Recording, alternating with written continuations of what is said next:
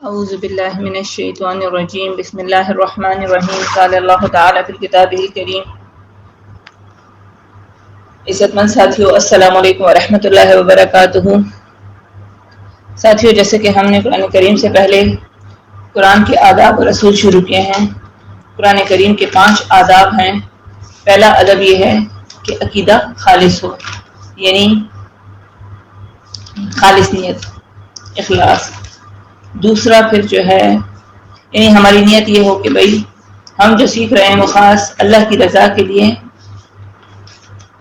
کہ اللہ ہم سے راضی ہو جائے، اور ہم اپنے عقیدے کی اور اپنے ساتھ اپنے گھر والوں کی ارد گرد کی عقیدے کی اصلاح کریں۔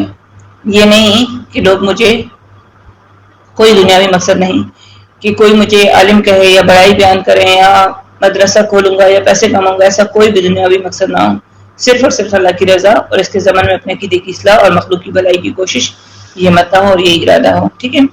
پھر اس کے بعد قرآن کریم سیکھنے کا دوسرا ادب یہ تھا کہ عظمت قرآن کی، مطلب یہ کہ قرآن کریم اس کے لیے ہر چیز سے بڑھ کر ہو، خوشی غم کچھ بھی بیچ میں رکاوٹ نہ بنے، ٹھیک ہے نا۔ پھر راستے میں آنے جانے کے آداب، کہ جب گھر سے نکلو تو باوضو نکلو، 10 منٹ پہلے نکلو، راستے میں ذکر اذکار کرو، اپنا سبق دوہرا لو، یہ سب سے بہترین ہے۔ دیکھیں قرآن کریم کے یہ آداب اور رسول اللہ رب العزت، میں نے آپ سے کہا نا کہ میں کبھی کبھی سوچتی ہوں کہ اللہ نے یہ کام مجھ سے لینا تھا، یا اللہ تعالیٰ نے جو ہم اپنی زندگی میں ارمان کرتے نا کہ یہ نہیں اور وہ نہیں ہے، کبھی بھی یہ ناشکری کے کلمے نہ کیا کرے، بلکہ انتظار کرے صبر کے ساتھ۔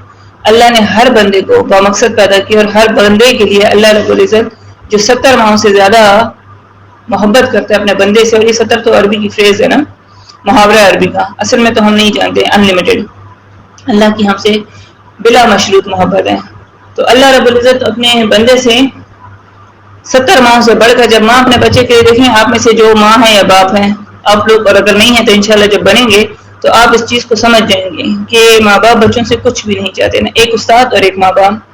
استاذ کا بھی یہی ہوتا ہے کہ میرا بچہ مجھ سے بڑھ جائے، وہ شاگرد چاہے عمر میں بڑا ہے چھوٹا ہے ہم عمر ہے کچھ بھی ہے، ٹھیک ہے، لیکن جب وہ آپ کی شاگردی میں آ جاتا ہے تو رشتہ ایسے ہو جاتا ہے جیسے ماں اور باپ اولاد کا یا باپ اور اولاد کا، ٹھیک ہے۔ ایسے ہی جو ماں ہے آپ کو پتہ ہے کہ اپنے بچے کو کبھی جان بوجھ کے آگ میں نہیں ڈالے گی، تو اللہ کیسے، اللہ تو بڑے مہربان ذات، اللہ ہمیں جو یہ زندگی کی آزمائشیں آتی ہیں، زندگی کی تکالیف آتی ہیں، ناسمجھی کے ٹائم میں ہمیں سمجھ نہیں آتی، وہ عمر ایسی ہوتی ہے، لیکن وقت انسان کو جب عقل فکر آ جائے، اور ہاں بہت خوش قسمت ہیں جن کو عقل فکر آ جائے، بہت سے میں نے بیوقوف پکی عمروں کے بھی دیکھے ہیں۔ تو اللہ رب العزت سب کو نیکی کی توفیق اور ہدایت دے۔ بات یہ کری تھی کہ دیکھیں اللہ رب العزت نے کوئی کام لینا تھا نا، تو یہ جو راستے میں آنے جانے کا ادب ہے جو ہم نے قرآن کریم کے آداب میں پڑھا، اللہ میرے ابا جی کو جوال رحمت کرے، میرے واقع فیلو، میرے بیسٹ فرینڈ، میرے سب سے نیک بزرگ، مجھے ہمیشہ گائیڈ کیا، ہمیشہ، اور بہت رغبت دلائی دین کی طرف، قرآن کی طرف۔ تو میں جب ان کے ساتھ واک کے لیے جاتی ہوتی تھی تو انہوں نے پہلے دن سے ہی پوچھا بیٹا کیا کیا آتا ہے، کیا یاد ہے کیا نہیں یاد۔ تو واک کے دوران انہوں نے ساری صورتیں یاد کروائی، جیسے سورہ یاسین، سورہ رحمان، سورہ واقعہ۔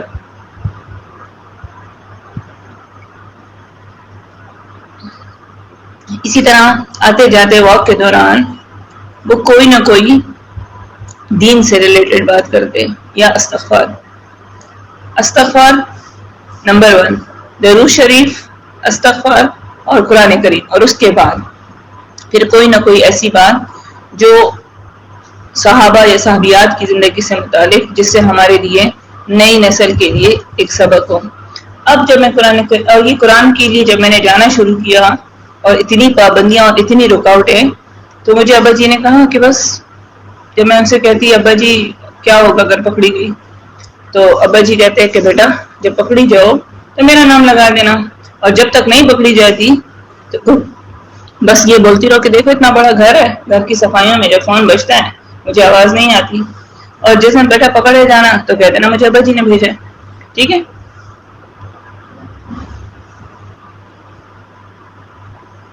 تو دیکھیں آج مجھے سمجھ آتی ہے کہ یہ بھی ٹریننگ کا ایک حصہ ہے کہ جب انسان کو آتے جاتے فضول باتیں، ربا جی کہتے ہوتے تھے کہ بیٹا فضول باتیں نہیں کرو، بجائے فضول باتوں کے آپ ذکر اذکار کیجیے. تو دیکھیں قرآن کریم کا ادب بھی یہ ہے کہ آتے جاتے ذکر اذکار. پھر اس کے بعد درسگاہ کے اندر کے آداب. جب درسگاہ کے اندر پہنچ جاؤ تو ادھر ادھر کی باتیں نہ کرو، ٹھیک ہے نا، اور نہ اشارے کرو، بلکہ اپنا دھیان اپنے قرآن پر ہو، کاپی قلم آپ کے ہاتھ میں ہو، ٹھیک ہے. بیاض والا قرآن مسٹ لے لیں. جس کے پاس نہیں ہے آپ مجھے انبیکس کر سکتے ہیں، میں آپ کو بھجوا دوں گی، ٹھیک ہے. پھر 5واں ادب ہے جو سیکھا ہے وہ سکھاؤ. پھر اصول شروع ہوتے ہیں قرآن کریم کے، یہ تقریباً 13-14 ہیں. ان میں سے چند میں نے پچھلے دروس میں آپ کو بیان کر دیے. پہلا تو یہ ہے اسماء قرآن. کسی بھی کتاب کو خریدنے سے پہلے اس کا اصل بھی یہی ہے کہ اس کا کتاب کا نام آپ کو آئے. پھر دوسرا اصل ہے تعریف قرآن کریم، یعنی جب کتاب آپ خریدتے ہیں تو یہ اس کا دوسرا اصول بھی ہے کہ مصنف کون ہے.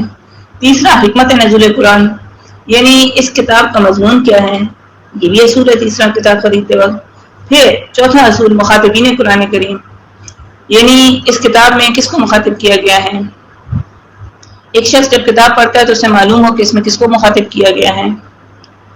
تو اس میں 2 پارٹیز کو مخاطب کیا قرآن کریم میں، ایک ماننے والے اور ایک نہ ماننے والے. ماننے والوں کو اللہ رب العزت فرماتے ہیں یا ایھا الذین آمنوا، اور نہ ماننے والوں کو اللہ رب العزت فرماتے ہیں یا ایھا الذین کفروا.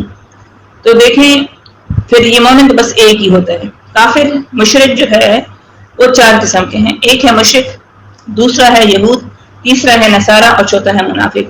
پھر شرک کیا ہے، شرک کی تعریف ہم نے جانی. پھر اس کے بعد شرک کی 2 بڑی اقسام ہم نے جانی، شرک اعتقادی، شرک فعلی. پھر آگے شرک اعتقادی کی 4 قسمیں ہیں اور شرک فعلی. شرک اعتقادی کا تعلق عقیدے کے ساتھ ہے اور شرک فعلی کا تعلق عمل کے ساتھ ہے.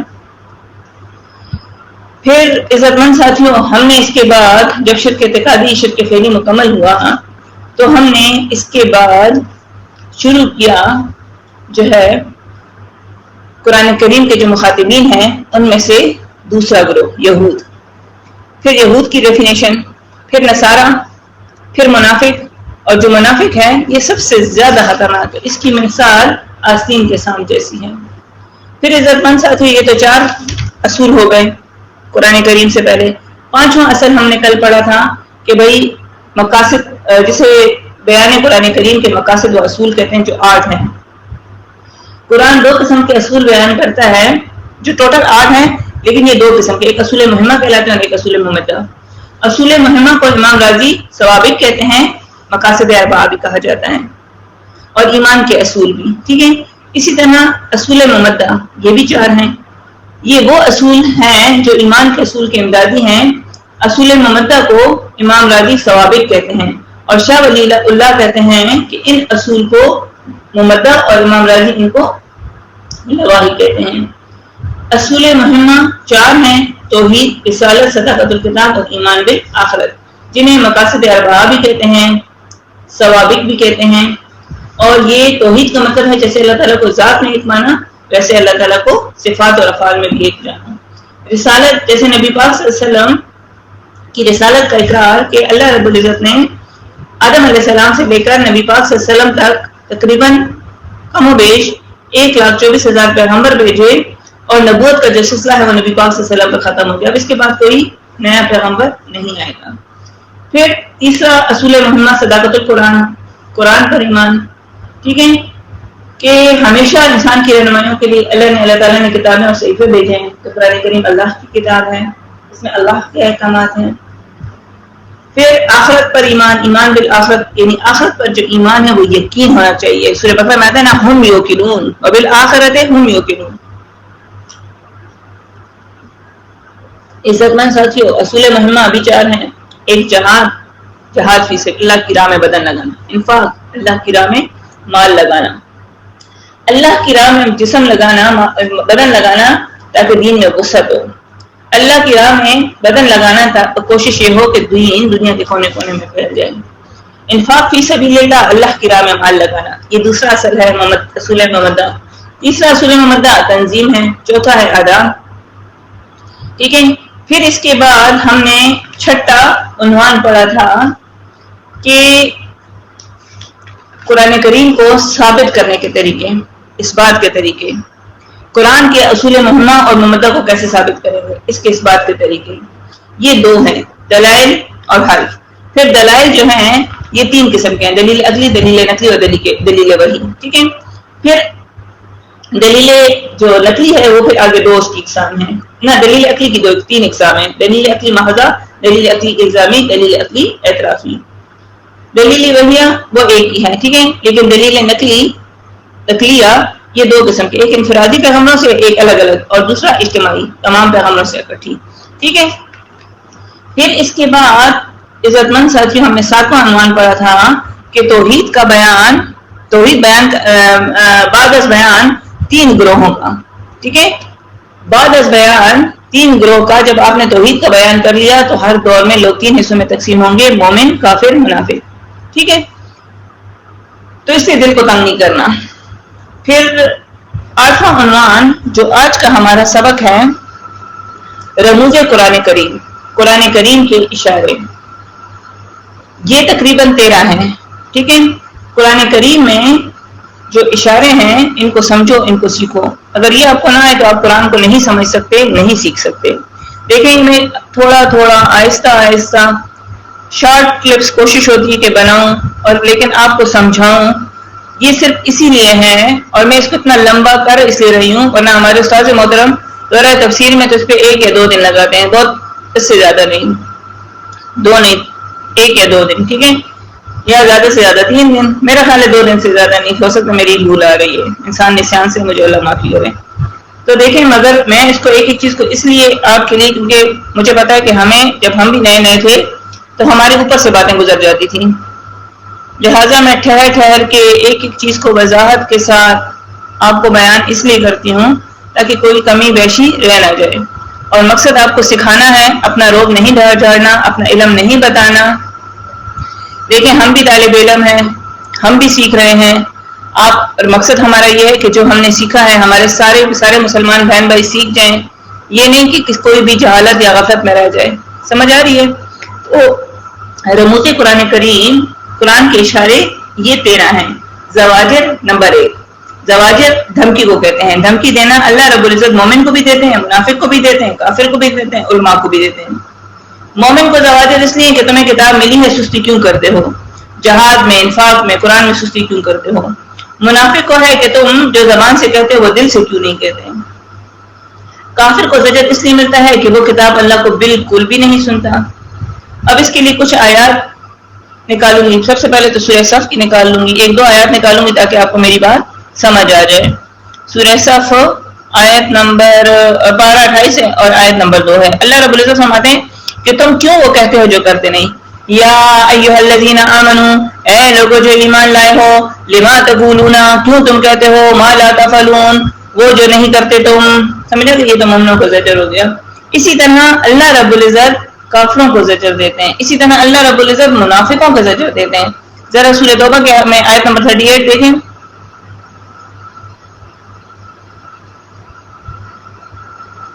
38 نمبر آیت سورہ توبہ.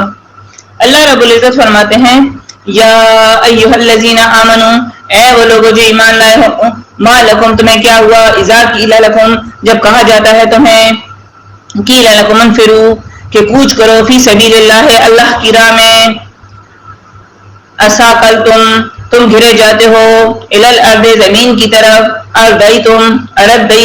ارادیتم کیا تم نے پسند کر لیا، بالحیات دنیا دنیا کی زندگی کو، من الآخرت آخرت کے مقابلے میں، فما متاع الحیات دنیا سو نہیں ہے سامان زندگی کا دنیا میں، فی الآخرت الا قلیل مگر سو نہیں ہے سامان زندگی دنیا میں آخرت، ٹھیک ہے، مگر تھوڑی. دیکھو اے ایمان والو، اللہ فرماتے ہیں تمہیں کیا ہو گیا جب تم سے کہا جاتا ہے کہ چلو اللہ کی راہ میں ہجرت کرو، لیکن تم زمین سے لگے جاتے ہو، تمہیں یہ دنیا اپنی طرف کھینچتی ہے، تم دنیا میں مست ہو. کیا تم نے آخرت کے بدلے دنیا کی زندگانی پر تم بس حریص ہو گئے ہو؟ سنو، دنیا کی زندگی تو آخرت کے مقابلے میں کچھ یوں ہی سی ہے. آپ کو یہ جو دنیا ہے یہ بس دار العمل ہے.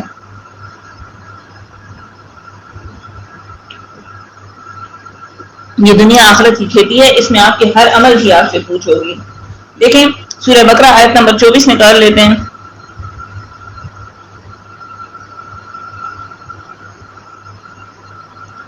جگہ جگہ ہے، سورہ نساء 10 14 31 نساء 138 141.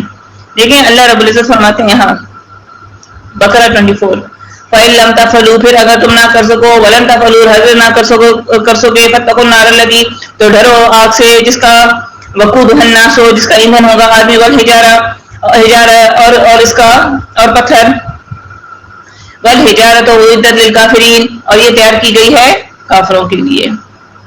سمجھ آ گئی؟ تو جو کافر اللہ کی کتاب کے لیے نہیں آتے ان کو زواجر ہے. پھر دوسرا ہے تخفیف.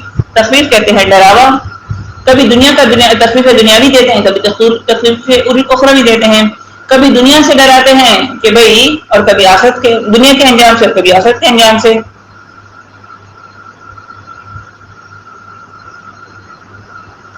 دیکھیں اللہ فرماتے ہیں اگر یہ کام نہ کیا تو میں تمہیں تباہ کر دوں گا. یہ جو اللہ کی کتاب کو آنا ہے اسی میں تمہاری فلاح ہے. دار السلام قرآن کو اللہ نے کہا، سبل السلام سلامتی کا دین قرآن کو کہا. سمجھ آ رہی ہے؟ سورہ مائدہ میں آتا ہے آیت نمبر 16 میں آئی تھنک سبل السلام کہا.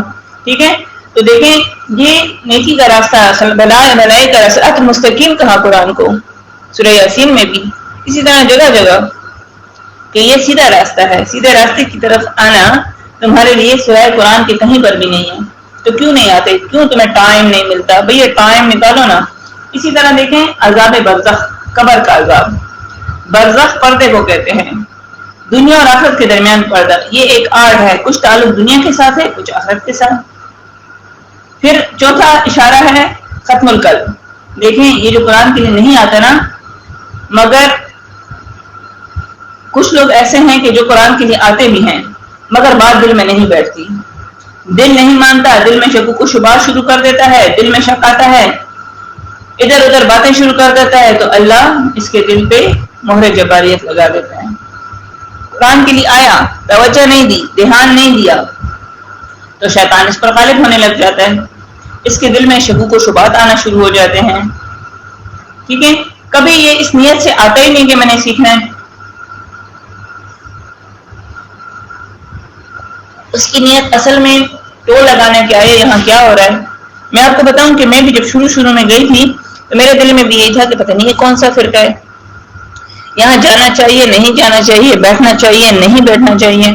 کچھ دن تو اسی طرح آتی رہی، لیکن ڈر لگتا تھا جب کوئی دعوت دینے آتا اور سینے کے ساتھ ان خواتین کے قرآن لگا ہوتا اور وہ مجھے کہتی کہ آؤ قرآن کے لیے، محلے دار میرے، تو میں کہتی یار آئی تو یہاں پڑھنے کے لیے تھی، یونیورسٹی جاؤں گی، جو بیچ میں گیپ آیا ہے اسٹڈیز کا وہ ہوگا، یونیورسٹی کے مزے ہوں گے، اپنی آزادانہ زندگی ہوگی، سکھ سے سونا سکھ سے جاگنا، ڈرامے فلموں کی شوقین تھی وہ دیکھوں گی. یہ کیا؟ لیکن اللہ کی سے اللہ کی کتاب کے کا ڈر بھی حاوی تھا تو نہ بھی نہیں کر سکتی تھی. اور جب جانا شروع ہوئی تو میں نے کہا جاؤں جا کے دیکھ لیتی ہوں کہ کون ہے کون نہیں ہے، کیسے ہیں کیا. شروع میں تو دل میں ڈر بھی تھا کہ سنا ہوا تھا کہ بھئی لوگوں کو جو ہے دین سے ہٹاتے ہیں، کیونکہ ہمارے اپنے اسکول میں بھی ہمارے ساتھ ایک ہو چکا تھا کہ ہمارے ٹیچر بہت اس سے انسپائر تھے لوگ، اور خاص طور پہ میل ٹیچر تھے تو لڑکے ٹیوشن کے لیے بھی جاتے، بعد میں پتہ چلا وہ قادیانی تھے، بڑے نیٹ کلین بڑے وہ، اور پھر بعد میں بہت سے لڑکوں کو قادیانی کیا، پھر اپنی بیٹی کی دونی شاگردوں میں سے اس کے ساتھ شادی کر دی. تو بہت سی چیزیں بہت سی باتیں انسان اپنی زندگی میں سنتا ہے اور وہ دل دماغ میں بیٹھا ہوتا ہے. ہماری ایک عادت ہے، ہم اس کی تحقیق تو کرتے نہیں کہ یہ ہوا کیوں اور کیسے، ٹھیک ہے نا، لیکن ہم نے بس اپنا ایک خیالی پیکر بنایا ہوتا ہے اور نیگیٹیوٹی ہمارے اندر پھوٹ کے ہے، نیگیٹو چیزوں کو بہت سوچتے ہیں. اللہ ابا جی کے درجات بلند کرے، جنت الفردوس میں اعلیٰ مقام دے. میں نے ان سے ڈسکس کیا، انہوں نے کہا بیٹا جاؤ، دل مانے تو لے لینا، کیونکہ قرآن ایسی چیز ہے کہ یہ حق ہے اور یہ سچ ہے. حق پرست علماء ہوں گے تو آپ کے دل میں خود جگہ بن جائے گی، اور نہ ہو تو چپ کر کے خاموشی سے آ جانا، نہ کچھ کہنے کی ضرورت ہے نہ کوئی تبصرہ کرنے کی. کیونکہ اللہ کے نام پر اگر کوئی کسی کو دھوکہ بھی دے رہا ہے تو آپ اللہ کی ذات سے شرما جائیں. آپ نے کچھ نہیں کہنا، کچھ نہیں کرنا. مطلب آپ کے دل میں کوئی آپ ایسا جھگڑا کر کے آ جائیں، کوئی بات ایسی غلط کر کے آ جائیں، کوئی بڑی بات کر کے آ جائیں، ایسے مت کرنا. بس چپ کر کے بیٹا آ جانا. ٹھیک ہے. تو 8 مہینے بغیر مطلب صرف قرآن پاک لے جاتی، نہ کاپی نہ قلم نہ کچھ. کبھی کبھی تو قرآن پاک بھی چھوڑ دیتی کہ سمجھ ہی نہیں آ رہا. 8 مہینے کے بعد پھر میں نے regular register, pen, pencil, pouch, جیسا بچہ اسکول کے لیے بستہ بناتا ہے یا کالج کے لیے، تو اس طرح اپنا بستہ بنایا اور پھر وہ دن اور آج کا دن. کبھی ایسا نہیں ہوا. ایون اب تو ہماری کبھی پریزنٹیشنز بھی ہوں یا کبھی ادھر کہیں بیانات بھی ہوں تو اس بیگ اور بستے کی اتنی عادت ہے، اس کی مجھے اتنی خوشی ہے کہ میں وہ بیک پیک جیسے لوگ اسکول کالج اور یونیورسٹی میں لے کر گھومتے ہیں، میری اب تک عادت ہے. اور لوگ دور سے یہی سمجھتے ہیں کہ بھائی کوئی اسٹوڈنٹ جا رہا ہے. حالانکہ مجھے اللہ کی کتاب سے ایسی محبت ہے کہ جو ہے بیان سے باہر. بس وہ اللہ بہتر جانتا ہے. اللہ تعالیٰ ختم القلب سے بچائیں. تو دیکھیں دھیان لگائیں. میں نے کہا نا کہ ہمارے ساتھ بھی، لیکن دھیان، ٹھیک ہے، توجہ اور دھیان کے ساتھ دیکھیں. اللہ، ہم نے سورہ بقرہ کا آغاز میں پڑھا تھا نا کہ یہ جو قرآن کے لیے نہیں آتے پھر اللہ ان کے دلوں پر مہر جباریت لگا دیتا ہے. ختم اللہ علی قلوبہم. اللہ رب العزت فرماتے ہیں کہ یہ جب نہیں آتے تو پھر اللہ رب العزت ان کے دلوں پر ختم اللہ علی قلوبہم وعلی سمعہم وعلی ابصارہم غشاوۃ ولہم عذاب عظیم. اللہ نے مہر لگا دی ان کے دلوں پر، ان کے دلوں پر کہ حق نہیں پہنچتا، ان کے کانوں پر کہ ان کے کان حق نہیں سنتے، ان کی آنکھوں پر کہ ان کی آنکھیں حق نہیں دیکھتی، اور ان کے لیے دردناک عذاب کی وعید ہے. آیت نمبر 7 میں آتا ہے سورہ بقرہ میں. ٹھیک ہے. اور یہ وجہ کیا ہے؟ یہ وجہ یہ تھی کہ یہ اللہ کی کتاب کے لیے ان کے پاس ٹائم نہیں تھا. پھر دیکھیں 5واں اشارہ، 5واں رموز البشارت. بشارت بشر سے ہے وہ خبر جو پہلے نہ سنی ہو اور سنتے ہی چہرے پر خوشی آ جائے. جو قرآن سیکھ رہا ہو اور قرآن سکھا رہا ہو اور تکالیف آئیں تو اللہ خوشخبری دیتا ہے کہ ڈٹ جاؤ، تمہاری آخرت اور آخری زندگی بہتر ہوگی. لیکن اسی سورہ بقرہ میں بشارت، اللہ رب العزت نے کامل بشارت دی ہے ان لوگوں کو کہ جو قرآن کے لیے آتے ہیں. وَبَشَّرَ الَّذِينَ آمَنُوا. اور خوشخبری دو ان لوگوں کو جو ایمان لائے، وَعَمِلُوا الصَّالِحَاتِ، اور انہوں نے عمل کیے، عمل نیک کیا ہے.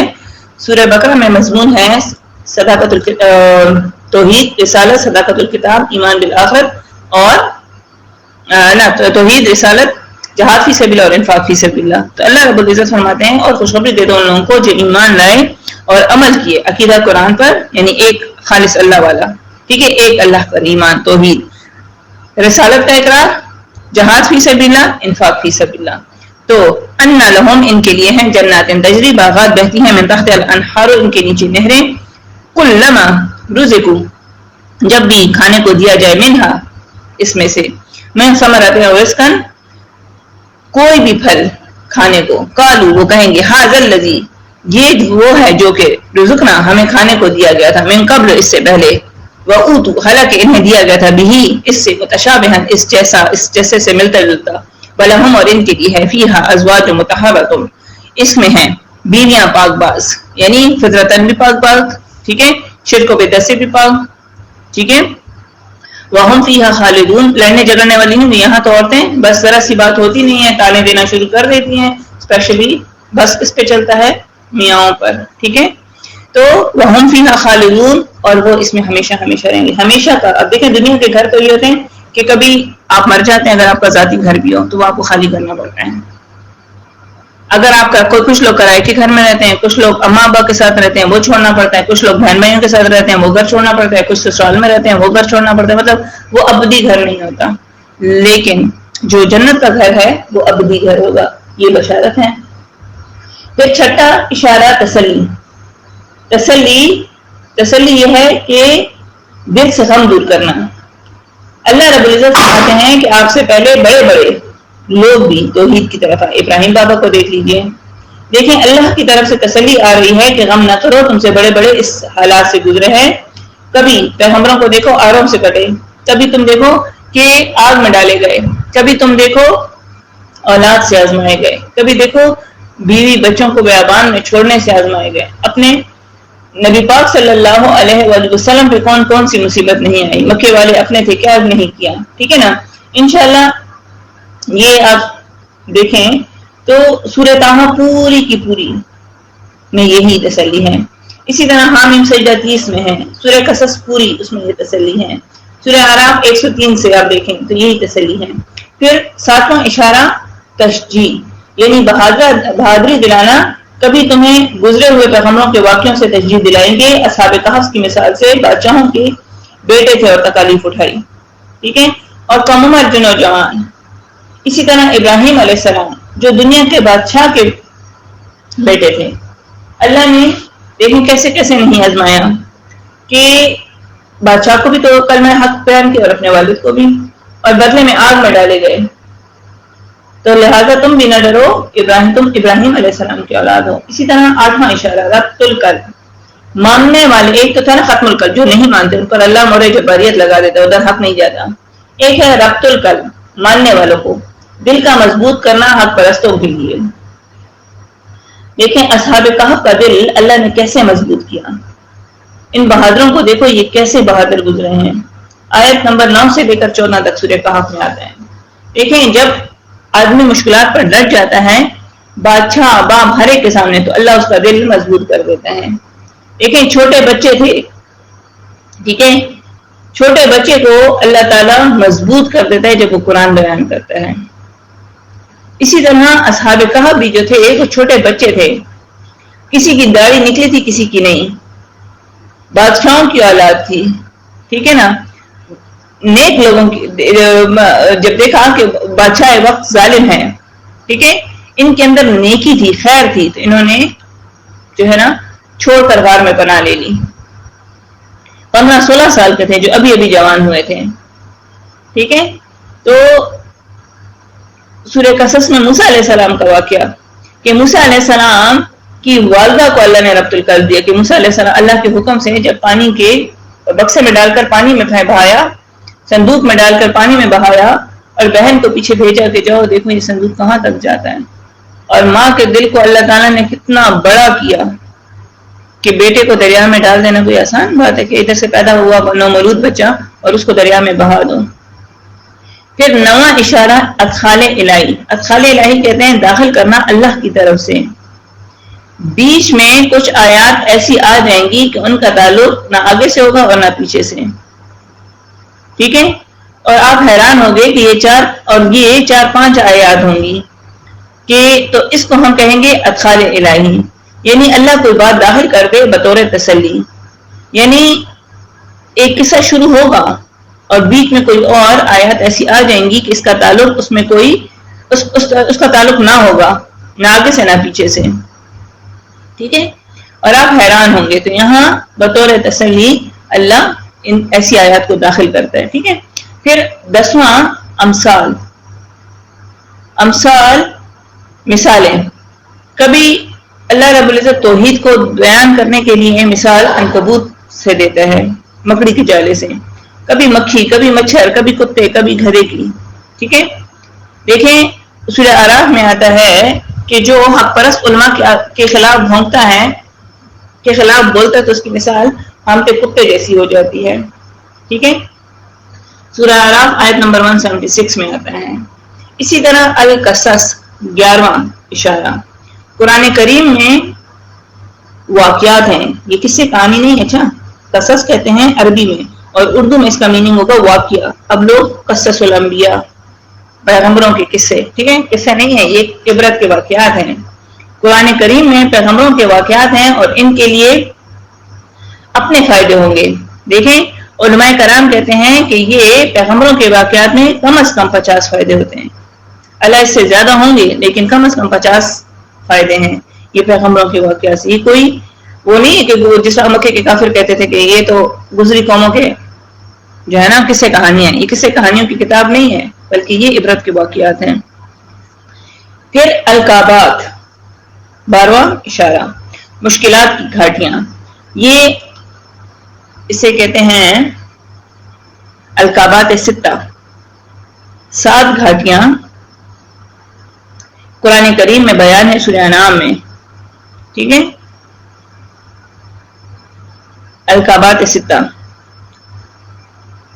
امتحانات کی گھاٹیاں. تو سورہ انعام میں پھر اس کا بیان ہے کہ جب تم توحید کا بیان کرو گے تو پہلا تو یہ ہوگا کہ تمہارے اوپر کفر کے حتبے لگائیں گے، تمہیں ساحر کہیں گے، دیوانہ کہیں گے، مجنون کہیں گے، پھر تمہارے مقابلے پہ مناظرے کے لیے لوگوں کو لائیں گے، پھر تمہارے قتل کی سازشیں ہوں گی، پھر تمہیں بدنام کرنے کی سازشیں ہوں گی، پھر تمہیں جیل میں ڈالنے کی کوشش کی جائے گی، ٹھیک ہے نا. تو لہٰذا گھبراؤ مت، توحید کا بیان کرو. پھر 13واں اشارہ امور مصلحہ. امور مصلحہ کہتے ہیں وہ کام جو باعث امداد ہیں اللہ کی رضا کے. یہ کام کرو گے تو تمہارے لیے اللہ کی امداد آ جائے گی. یہ امور مصلحہ کہلاتے ہیں، نماز، روزہ، حج، زکوٰۃ، ٹھیک ہے. اور سب سے پہلے قرآن، ٹھیک ہے. جب تک قرآن آپ نہیں سیکھتے تو آپ نماز، روزہ، حج، زکوٰۃ کو کیسے جان سکتے؟ اس کا حکم تو قرآن کریم میں ہے نا. تو امور مصلحہ، ٹھیک ہے. یہ ہو گئے تقریباً 13 رموز قرآن کریم، قرآن سیکھنے کے اشارے، ٹھیک ہے. پھر 9واں عنوان جسے کہتے ہیں معرفت النسخہ، یعنی نسخے کا علم، نسخے کو سمجھنا، پہچاننا. نسخہ جو ہے یہ ایک علم ہے قرآن کریم. سیکھنے والا اگر یہ علم نہ سیکھے تو وہ قرآن نہیں سیکھ سکتا. سمجھ آ گئی؟ تو جب تک آپ کو نسخے کا علم نہ آئے تو آپ قرآن نہیں سیکھ سکتے. ایک دن حضرت علی آئے مسجد میں، دیکھا کہ ایک آدمی کو وہ کسے کہانیاں بیان کر رہا ہے، لوگوں کو ڈرا رہا ہے. علی رضی اللہ عنہ نے پوچھا کہ صحابہ سے کہ یہ کون ہے؟ بولا یہ اچھا آدمی ہے، یہ لوگوں کو اچھی اچھی باتیں کرتا ہے. علی رضی اللہ عنہ نے کہا کہ نہیں، یہ اچھا آدمی نہیں ہے، یہ تو لوگوں کو ڈراتا ہے، بلکہ یہ ایسا آدمی، اس کو پہچاننے کے لیے کہا کہ بھئی اسے بلاؤ، ٹھیک ہے، اس کو بلاؤ، کیونکہ یہ اچھا آدمی نہیں بلکہ یہ چاہتا ہے کہ لوگ اسے پہچانیں. اور اس کے پیچھے ایک آدمی کو بھیجا علی رضی اللہ عنہ نے اور اسے بلایا، اور پھر اس شخص سے پوچھا کہ کیا تم نسخہ اور منسوخ پہچانتے ہو؟ بولا نہیں. تو علی رضی اللہ تعالیٰ عنہ نے فرمایا کہ نکلو اس مسجد سے، تمہیں نسخے کا علم نہیں اور قرآن سکھانے آئے ہو.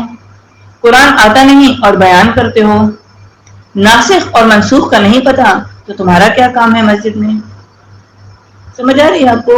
تو نسخہ یہ بھی ایک علم ہے، اور اس کے بغیر آپ قرآن نہیں سیکھ سکتے. جس کو نسخے کا علم نہیں تو وہ قرآن بیان کرنے بیٹھے تو وہ اگلے کا عقیدہ ہی خراب کر دے گا، ٹھیک ہے.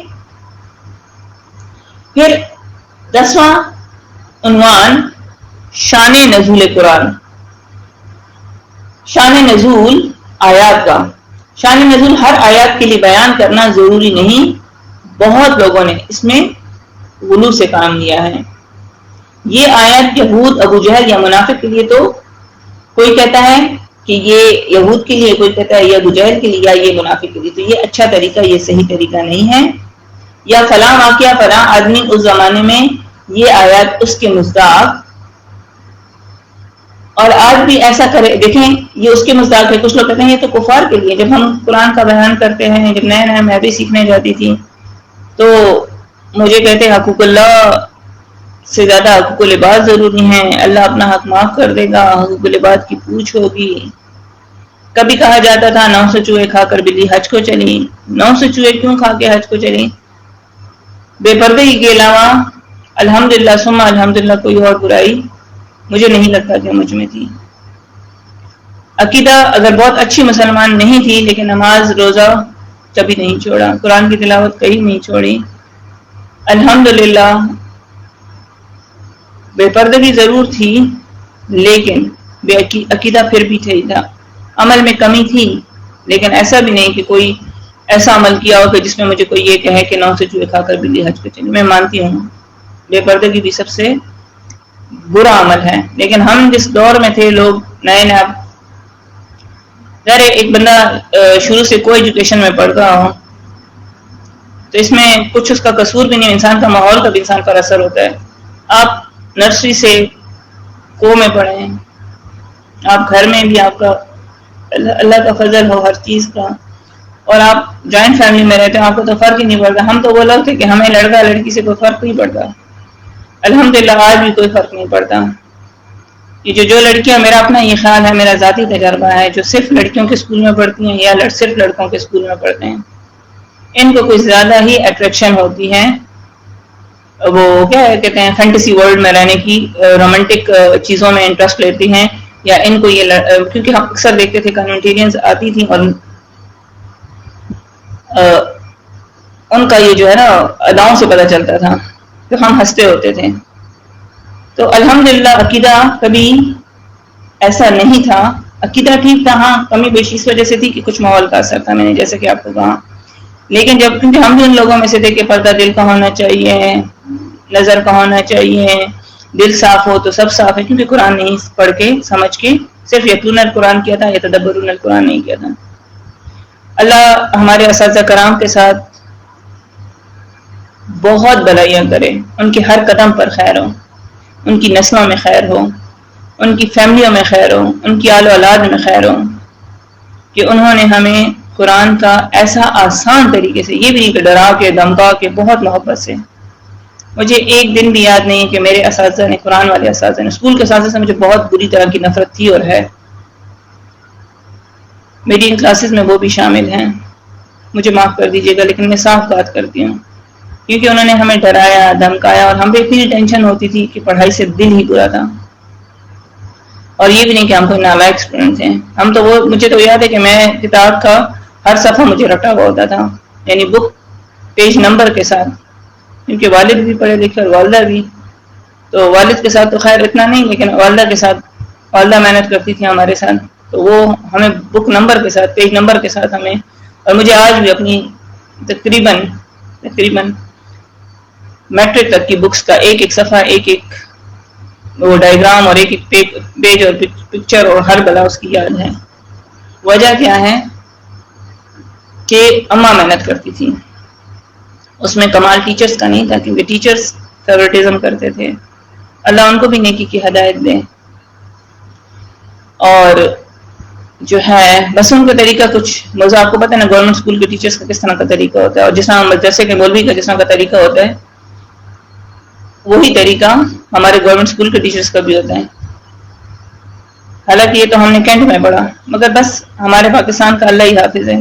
لیکن ہمارے یہ قرآن والے اساتذہ, انہوں نے دین سے بھی محبت سکھائی, دنیا سے بھی محبت سکھائی, لوگوں سے بھی, بڑے چھوٹوں کی عزت بھی سکھائی, اور عزت دینا, عزت کرنا, عزت کروانا, اور ہر چیز میں, گھر ہو باہر ہو, ہر چیز سکھائی, ہر چیز کو سوچنا سمجھنا سکھایا. یہ نہیں کہ بس دنیا میں آ گئے اور ٹائم پاس کرو.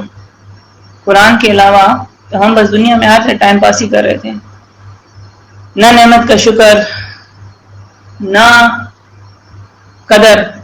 یہ تو اللہ ہمارے اساتذہ کو بہت بہت بہت بہت اعلیٰ مقام دے. مطلب جہاں میرے الفاظ ختم ہو جاتے ہیں, اللہ تعالیٰ ان کے لیے بہت بہت زیادہ خیریں کریں. اور ہماری قرآن والے ساتھی, اللہ رب العزت ان سب کے دلوں کو, ان کی آنکھوں کو ٹھنڈک دے.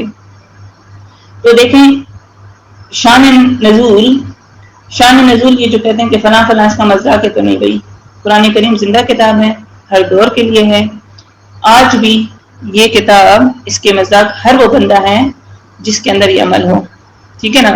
اگر خلاف کرتا ہے تو کلمہ پڑھ لینے سے کوئی کمال نہیں کر دیا, اس کی سزا اور جزا وہی ہے. کلمہ گارنٹی نہیں ہے, جو بلاؤں نے گارنٹی دی کہ جس نے کلمہ پڑھا وہ جنت میں جائے گا. نہیں, کلمے کے ساتھ عقیدہ اور عمل ضروری ہے.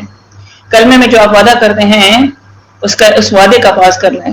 جو آپ کلمے میں جو 2 باتیں آپ کرتے ہیں, کلمے کے 2 حصے ہیں نا, ایک لا الہ الا اللہ, ایک محمد رسول اللہ.